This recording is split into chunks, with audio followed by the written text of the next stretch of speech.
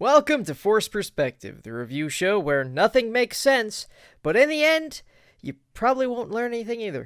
Today we're taking a look at Castle in the Darkness, a game that brings back all those childhood memories.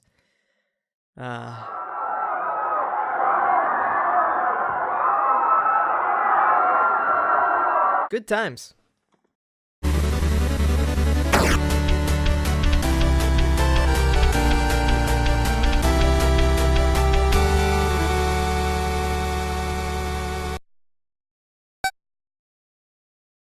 This guy is somehow the lone survivor of an invasion of monsters. And evil birds, apparently.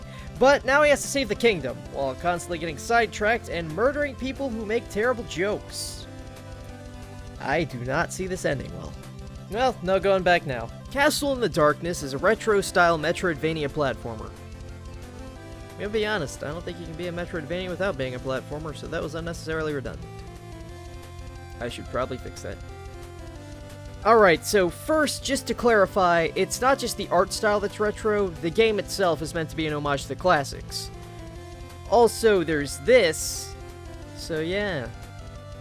But putting that awful thing aside and moving on to the platforming, I have to say, while it's clear that several retro titles were the main influence for this game, when it comes to the platforming, there's a surprising amount of modern BS. You don't have enemies knocking you into pits, instead you have falling instant death spikes just out of frame, normal instant death spikes right after a screen transition, false platforms, and, well, whatever you'd call this.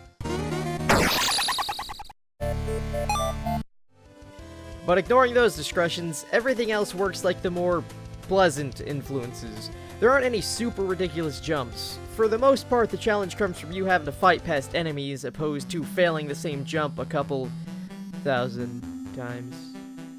Yeah, sorry, had a bit of a flashback there. Anyways, I think it's about time to talk about the combat. It's pretty basic, there's not a lot of depth. You can stab things, but not when moving, and past that you can charge up magic. There are 10 different spells you can get throughout the game, ranging from a fireball to lightning, or the one true magic, falconry. Seriously, this is a thing. I don't know what Madcap here's fascination with birds is, but I like it. Magic's for chumps. When it comes to standard enemies anyways, because it's pretty easy to just DPS down Senior Skeleton and his merry band of other skeletons with your sword. No, but actually, the enemy variety is pretty good. Sure, you have multiple skeletons, but you also have zombies, the lizard squad, whatever this thing is, Navi from I knew there was a reason I like this thing. But seriously, the normal enemies aren't much of a threat. Most of the damage, at least for me, came from their projectiles. So it's more a case of avoiding those than anything else. But considering how many enemies there are between certain checkpoints, it can still be difficult. But for an actual fight that requires anything more than hitting the attack button a few times, that's reserved for the bosses. And while that may sound like I'm going to start telling you that the bosses are a grand obstacle that requires proper planning and a good use of everything at your disposal, only part of that is true.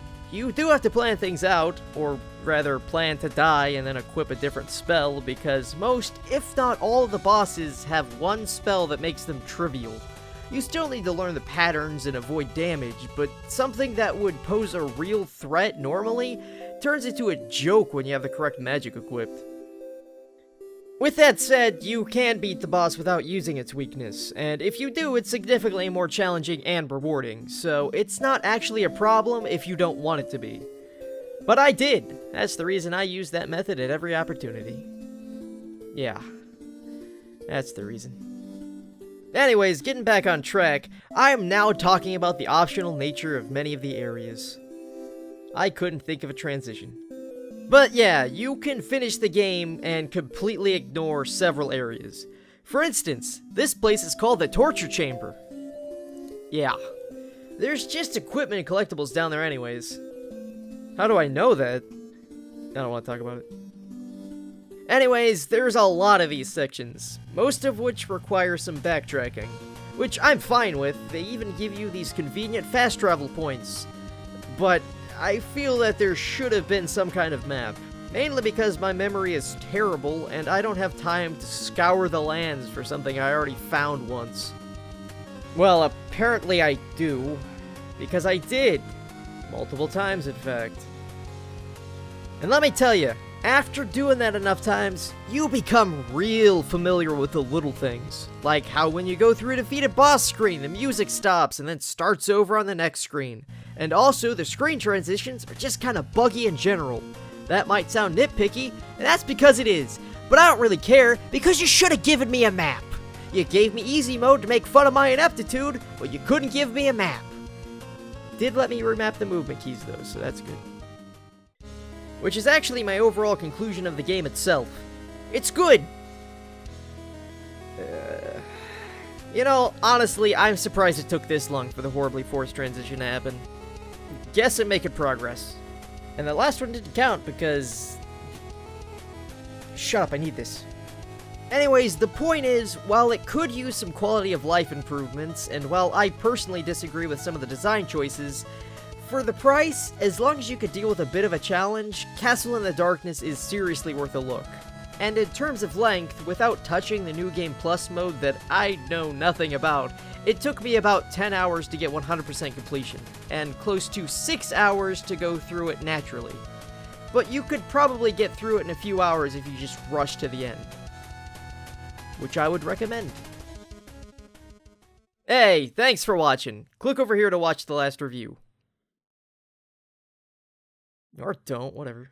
Still, you shouldn't just go around blowing everything up. I did, but I had my reasons. I didn't have any reasons.